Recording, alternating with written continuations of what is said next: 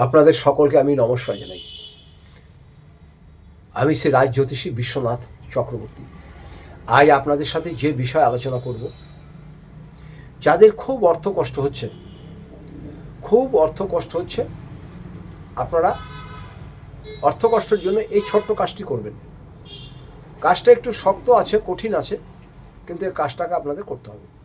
করলেই অর্থ সংকট থেকে মুক্ত হয়ে যাবে। অর্থ আপনার কাছে ধীরে ধীরে আসবেই। যারা খুব অর্থ কষ্ট নিয়ে ভুগছেন, আমি একটা ছক দেখাবো আপনাদের। এটা আপনাকে করতে হবে পূর্ণিমার দিনকে। পূর্ণিমার দিনকে এটি সাদা কাগজের উপরে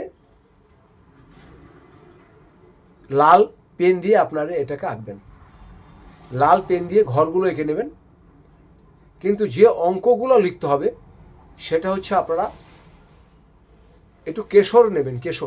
কেশর একটু গঙ্গা জলে গুলিয়ে একটি কাঠি দিয়ে এক একটা অক্ষর লিখতে হবে। আমি ছকটা আপনাদের এখানে দিয়ে দেবো। চারদিকে যে ঘরগুলো আছে এটা আপনি একটি নতুন লাল পেন দিয়ে সাদা কাগজের উপরে লিখবেন। আর ঘরগুলোর মধ্যে যে অঙ্কগুলো আছে, যে নাম্বারগুলো আছে, সেইগুলো কেশরের সঙ্গে একটু গঙ্গা জল মিশিয়ে বা গোলাপ জল মিশিয়ে একটু ঘন করে যে কোনো একটা কাঠি দিয়ে এটাকে লিখবেন। ছোট করে লিখবেন। এটাকে লেখার পরে আপনারা সোনার করলে ভালো হয়, কিন্তু সম্ভব তো নয়। আপনারা একটি তামার কবজ নেবেন। তামার ছোট্ট দেখে তামার কবজ নেবেন।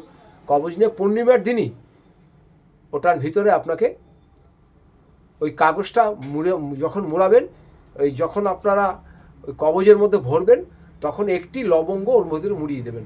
মুড়িয়ে দিয়ে কাগজটাকে গোল করে ওই তাবিজের মধ্যে ঢুকিয়ে দিয়ে একটু মোম লাগিয়ে দিন। একটু মোম লাগিয়ে দিয়ে আপনারা ওম নম বৃহস্পতি নম বলে আপনারা এটা পড়ুন। কিংবা ওং শ্রীং, খালি শ্রীং মন্ত্রটা বলবেন, লক্ষ্মীর বীজ মন্ত্র, কিংবা বৃহস্পতি নম বলে এটাকে ধারণ করে নিন। আপনাদের অর্থকষ্ট দূর হয়ে যাবে। খুব ভালো জিনিস। যাদের ক্ষমতা আছে তারাই করবেন, কিন্তু কেশর দিয়ে না লেখলে ফল হবে না। এটা করলেই আপনারা 15 দিনে বুঝতে পারবেন অর্থ সমস্যা আপনার আস্তে আস্তে দূর হয়ে যাবে। সবাই ভালো থাকুন। আপনাদের সকলকে নমস্কার জানাই।